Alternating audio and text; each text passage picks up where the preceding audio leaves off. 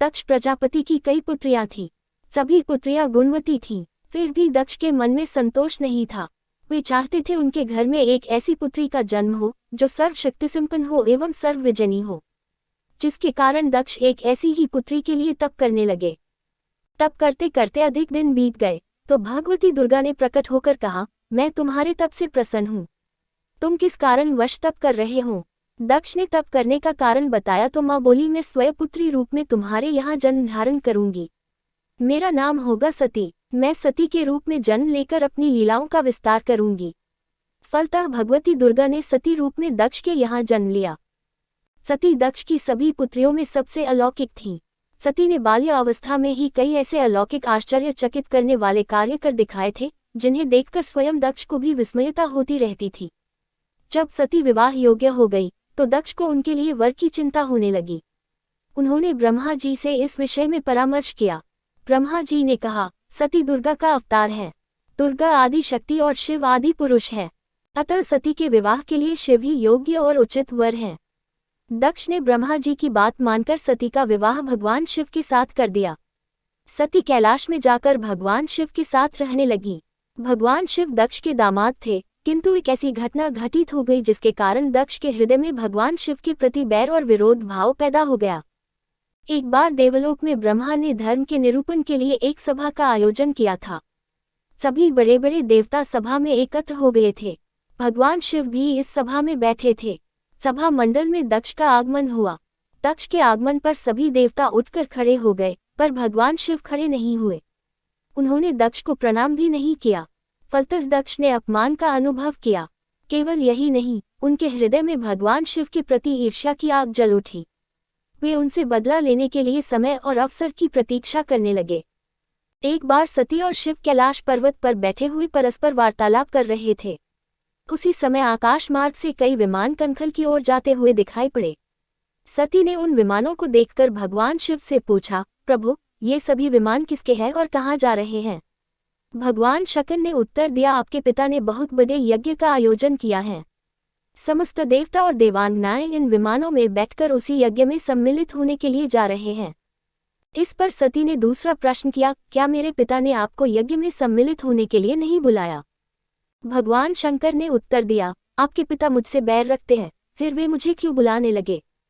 सती मन ही मन सोचने लगी, फिर बोली, यज्ञ के इस अवसर पर अवश्य मेरी सभी बहनें आएंगी। उनसे मिले हुए बहुत दिन हो गए। यदि आपकी अनुमति हो तो मैं भी अपने पिता के घर जाना चाहती हूँ। यज्ञ में सम्मिलित हो लूंगी और बहनों से भी मिलने का सुअवसर मिलेगा। भगवान शिव ने उत्तर दिया, इस समय वहां जाना उचित नहीं होगा। आपके पिता मुझसे जलते हैं, हो सकता है वे आपका भी अपमान करें। बिना बुलाए किसी के घर जाना उचित नहीं होता है। इस पर सती ने प्रश्न किया, ऐसा क्यों? भगवान शिव ने उत्तर दिया, विवाहिता लड़की को बिना बुलाए पिता के घर नहीं जाना चाहिए, क्योंकि विवाह हो जाने पर लड़की अपने पति की हो जाती है। पिता के घर से उसका संबंध टूट जाता है। लेकिन सती पीहर जाने के लिए हठ करती रही, अपनी बात बार बार दोहराती रही। उनकी इच्छा देखकर भगवान शिव ने पीहर जाने की अनुमति दे दी। उनके साथ अपना एक गण भी साथ में भेज दिया। उस गण का नाम वीरभद्र था। सती वीरभद्र के साथ अपने पिता के घर गईं। घर में सती से किसी ने भी प्रेमपूर्वक वार्तालाप नहीं किया। दक्ष ने उन्हें देखकर कहा, तुम क्या यहाँ मेरा अपमान कराने आई हो? अपनी बहनों को तो देखो, वे किस प्रकार भांति भांति के अलंकारों और सुंदर वस्त्रों से सुसज्जित हैं। तुम्हारे शरीर पर मात्र बाघंबर हैं। तुम्हारा पति श्मशानवासी और भूतों का नायक है, वो तुम्हें बाघंबर छोड़कर और पहना ही क्या सकता है? दक्ष के कथन से सती के हृदय में पश्चाताप का सागर उमड़ पड़ा। वे सोचने लगी, उन्होंने यहाँ आकर अच्छा नहीं किया। भगवान ठीक ही कह रहे थे, बिना बुलाए पिता के घर भी नहीं जाना चाहिए। पर अब क्या हो सकता है, अब तो आ ही गई हूँ। पिता के कटु और अपमानजनक शब्द सुनकर भी सती मौन रही। वे उस यज्ञ मंडल में गईं जहाँ सभी देवता और ऋषि मुनि बैठे थे तथा यज्ञकुंड में धू धू करती जलती हुई अग्नि में आहुतियां डाली जा रही थीं। सती ने यज्ञ मंडप में सभी देवताओं के तो भाग देखे, किंतु भगवान शिव का भाग नहीं देखा। वे भगवान शिव का भाग न देखकर अपने पिता से बोली, पितृश्रेष्ठ, यज्ञ में तो सबके भाग दिखाई पड़ रहे हैं, किंतु कैलाशपति का भाग नहीं है। आपने उनका भाग क्यों नहीं रखा? दक्ष ने गर्व से उत्तर दिया, मैं तुम्हारे पति शिव को देवता नहीं समझता। वो तो भूतों का स्वामी, नग्न रहने वाला और हड्डियों की माला धारण करने वाला है। वह देवताओं की पंक्ति में बैठने योग्य नहीं है, उसे कौन भाग देगा। सती के नेत्र लाल हो उठे, उनकी भौहें कुटिल हो गईं, उनका मुखमंडल प्रलय के सूर्य की भांति तेजोदीप्त हो उठा। उन्होंने पीड़ा से तिलमिलाते हुए कहा, ओ मैं इन शब्दों को कैसे सुन रही हूँ, मुझे धिक्कार है। देवताओं तुम्हें भी धिक्कार है, तुम भी उन कैलाशपति के लिए इन शब्दों को कैसे सुन रहे हो जो मंगल के प्रतीक हैं और जो क्षण मात्र में संपूर्ण सृष्टि को नष्ट करने की शक्ति रखते हैं। वे मेरे स्वामी हैं। नारी के लिए उसका पति ही स्वर्ग होता है। जो नारी अपने पति के लिए अपमानजनक शब्दों को सुनती है, उसे नरक में जाना पड़ता है। पृथ्वी सुनो, आकाश सुनो और देवताओं तुम भी सुनो, मेरे पिता ने मेरे स्वामी का अपमान किया है। मैं अब एक क्षण भी जीवित रहना नहीं चाहती। सती अपने कथन को समाप्त करती हुई यज्ञ के कुंड में कूद पड़ी। जलती हुई आहुतियों के साथ उनका शरीर भी जलने लगा। यज्ञ मंडप में खलबली पैदा हो गई, हाहाकार मच गया।